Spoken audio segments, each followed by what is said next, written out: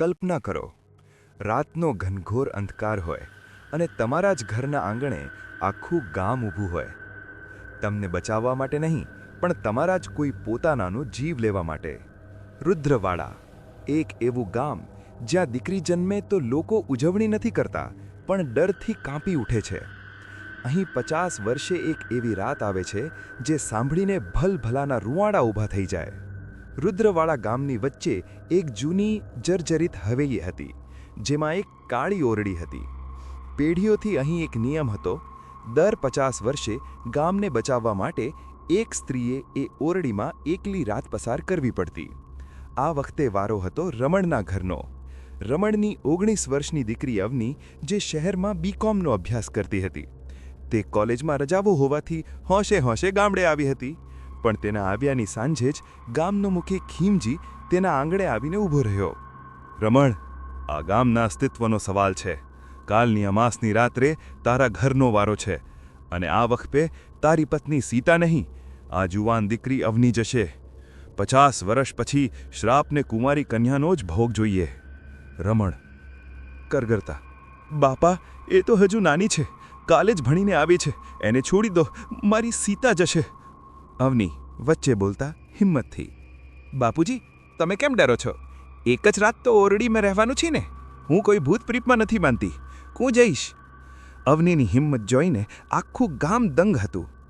અમાસની રાત્રે અવનીને એ હવેલીની કાળી ઓરડીમાં ધકેલીને બહારથી મોટું તાળું મારી દેવામાં આવ્યું. રમણ અને સીતા દરવાજા બહાર બેસીને રડી રહ્યા હતા. અંદર એટલું ઘનઘોર અંધારું હતું કે અવનીને પોતાનો હાથ પણ નહોતો દેખાતો. અડધી રાત વીતી અને અચાનક વાતાવરણ બદલાયું. હવા એકદમ બરફ જેવી ઠંડી થઈ ગઈ. અવનીને એવું લાગ્યું કે કોઈ તેની બરાબર પાછળ ઊભું છે. કોઈ અદૃશ્ય શક્તિ, જેનો સ્પર્શ બરફ જેવો ઠંડો અને નખ લોખંડ જેવા તીક્ષ્ણ હતા. અવની પાછળ ફરી, પણ ત્યાં કોઈ નહોતું. અચાનક એક અદૃશ્ય અને ભયાનક તાકાતે તેને હવામાં ફંગોળી દીધી. બહાર અડધી રાતનો સન્નાટો છવાયેલો હતો, અને અચાનક અંદરથી અવનીની એક એવી હૃદયદ્રાવક ચીસ સંભળાઈ, જેણે આખા ગામનો સન્નાટો ચીરી નાખ્યો. અવનીનો અવાજ અંદરથી: બચાવો બાપુજી, મને બચાવો, છોડી દો મને. દરવાજો પીટતા દીપતા: અવની, મારી દીકરી! મુખી, દરવાજો ખોલો, એ મારી દીકરીને મારી નાખશે.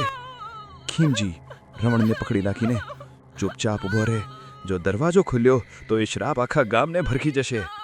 અવનીની ચીસો વધતી જ ગઈ, અને પછી ધીમે ધીમે અવાજ શાંત પડી ગયો. આખી રાત અંદરથી એક પણ અવાજ ના આવ્યો. સવાર પડી. સૂર્યનું પહેલું કિરણ પડતા જ મુખીએ ધ્રુજતા હાથે તાળું ખોલ્યું.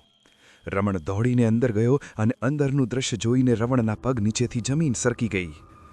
અવની જીવતી હતી, પણ ઓરડીના એક ખૂણામાં બેભાન પડી હતી.